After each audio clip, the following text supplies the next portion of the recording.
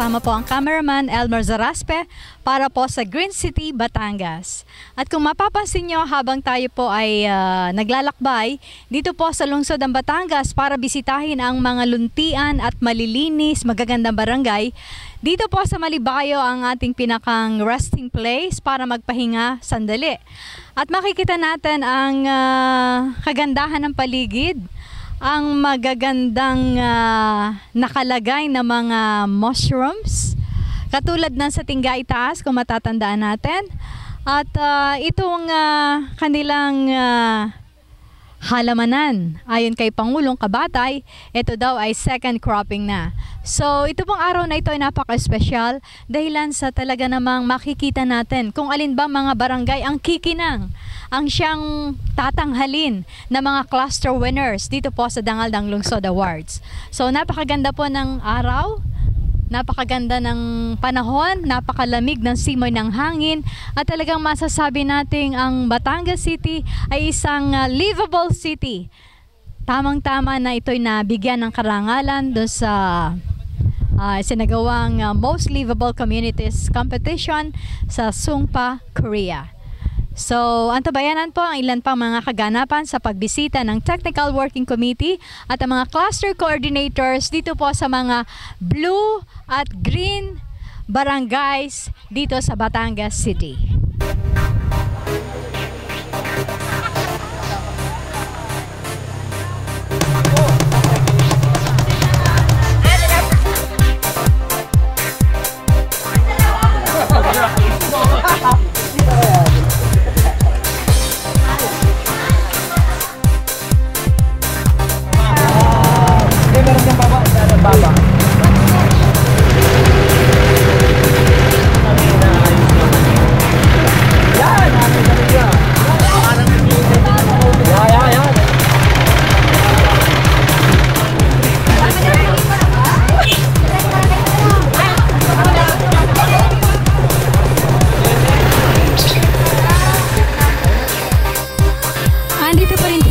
Sa visitation ng Technical Working Committee ng City Solid Waste Management Board.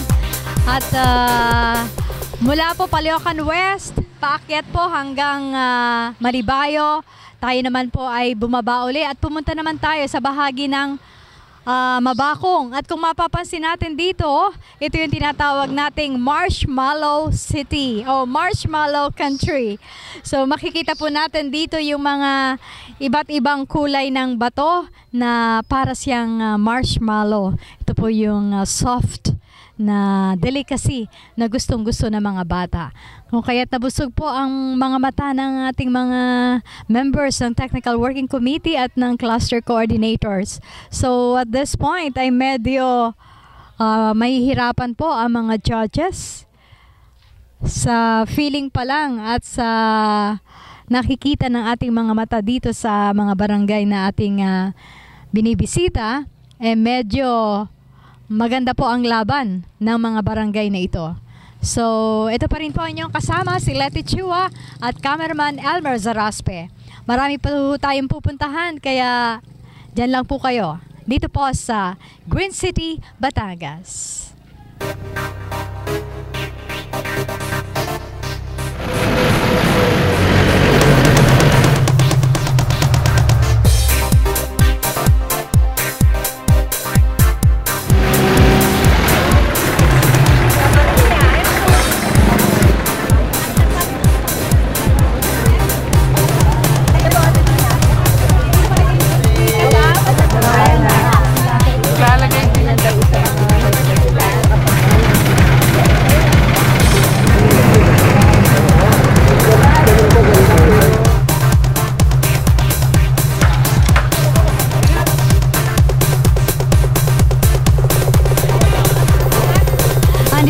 Tayo sa segment na Green City Batangas, kung saan po ay vina-validate po ng Technical Working Committee ang ranking na ibinigay ng mga cluster coordinator sa mga barangay. At ang kapansin-pansin dito sa Barangay Ilihan ay itong mga native na mga produkto. Native na ginagawa nilang parol. So magandang umaga po. Magandang umaga po. Kumusta po kayo? Mabuti Mabuti naman po. Ayan, kakaiba yata itong mga parol na ito. Ano po namin dito, bali po ito yung produkto ng Barangay Ilihan. Siya po ang pangunahing produkto ng Barangay Ilihan. At siya namin pong pinaka-star ngayon. Kung ano po yung aming produkto, siya po namin ginawang modelo para sa hanap buhay po ng mga barangay at taga-barangay Ilihan. So, ibig sabihin, ito pinagkikitaan din ninyo? Magkano isang parol?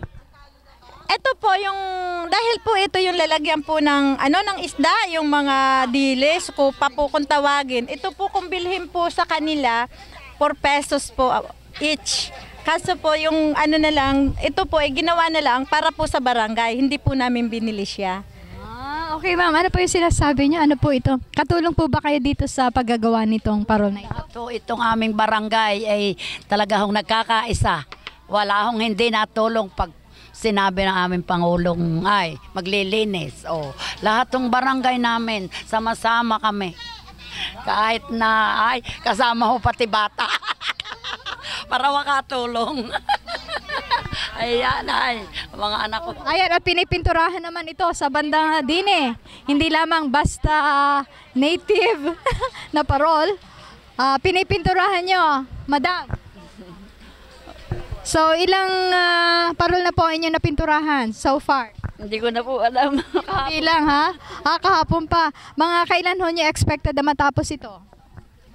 Ay, siguro mga hanggang bukas pag nangyari na lahat ang ito ang kain na ginagawa namin. Saan po niya ito ilalagay, madam? Dini ho sa gagawing bilen din eh. Doon sa likod na yun. Sa gagawing. Pinagplanuhan ho ninyo itong bagay na ito? Oo. Papasko ho. Hindi siyempre may spirit ng Christmas. Ngayon ho'y ordinaryong araw pero kayo po'y sama-sama dito, nagtitipon-tipon. Oo, lagi ho kaming sama-sama dito dahil dito ho basta may mag-umpisa, sama-sama agad kami. So masaya po kayo sa inyo ginagawa? Masayang-masaya ho kami dahil kami nga ho ay bukal sa loob na tumulong sa barangay. So yan po ang spirit ng pagsasamahan at pagkakaisa dito po sa Barangay Ilihan. Antabayanan pa rin po ang ibang kalaganapan, kaugnay pa rin ng validation ng ranking ng mga cluster coordinators sa mga barangay na isinasagawa po ng Technical Working Committee sa pangunguna po ng ating City Administrator, Philip Baroja, ang ating City Enro, Oliver Gonzalez, Mrs. Mila Española ng CSWD, Engineer Adela Hernandez, si Happy Rusty Hernandez, at ang ating overall in charge ng cluster coordinators, si Pastor June Aguila. Interviewin natin si Pangulo, ang ABC President, ang Presidente ng Association of Barangay Captains. Okay. So magandang umaga po, Pangulo. Pangulong ABC, kumusta po kayo? Ano pong masasabi nyo dito sa nangyari na ang inaasahan ninyo? Transformation ng Barangay Ilihan. Ito naman, tulad nga lagi ng sinasabi ko, ang kinatutuwa ko dito, yung mobilization. Yung mga tao ay handang tumulong. Pag kailangan, kahit na hindi tawagan ng Pangulo, nandito sila. Dahil ang alam nila na nakataya ay barangay.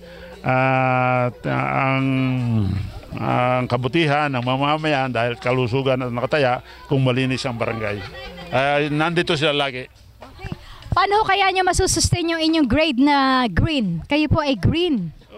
Wala naman eh. Hindi naman kami natigil eh. Kung mapapansin ninyo, diyan, yung doon sa may pupuksimula doon, talagang tuloy ang paglilinis hanggang dito sa dulo. Ano yung satisfaction na inyong natatanggap? Ibig ko sabihin, pag nakikita nyong malinis at luntian ng barangay, ano yung nararamdaman nyo? Nararamdaman ko yung pakikiisa ng mga tao. Dahil sabi ko, hindi magiging ganito ang Ilihan kung ang tao ay mapakahirap pakisamahan. Ay sila ang mga nakikisama sa barangay kapitan. Okay, sa tingin nyo, nasa liderato din po yun? Hindi, nasa tao yun. Nasa tao. Hindi sa liderato. Talagang magagaling yung mga taga-Ilihan.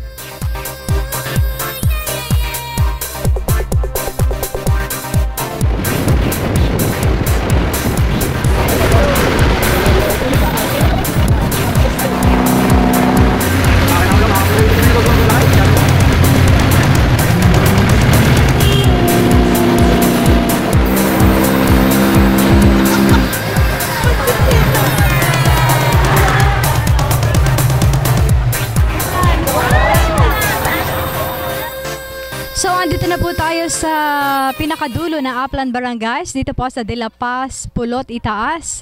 At syempre, medyo napagod na po tayo dahil paakyat ay paakyat. At siguro, hinga natin ang masasabi si Dr. Socorro Cumia, isa sa member ng Technical Working Committee. Bali, Doc, ito'y pang ilang barangay na sa pinuntahan natin? Bali po ay 1, 2, 3. Caloocan West, San Isidro, Ambulong, Pinamukan Proper, Malibayo, Sorosoro. Bali po ay pasiyam ng barangay itong ating napuntahang ito. At nakakapagod po pero nawawala ang pagod pag nakikita natin yung beauty of nature. At saka yung pong barangay na nakita natin yung pagbabayanihan ng mga tao. At yung kalinisan at kagandahan ng barangay, nakakawala po ng pagod. Nararamdaman natin yung samyo ng hangin, ano? Buhat sa overlooking, ano, himpapawid. Ito tayo napapaligiran ng bundok, actually.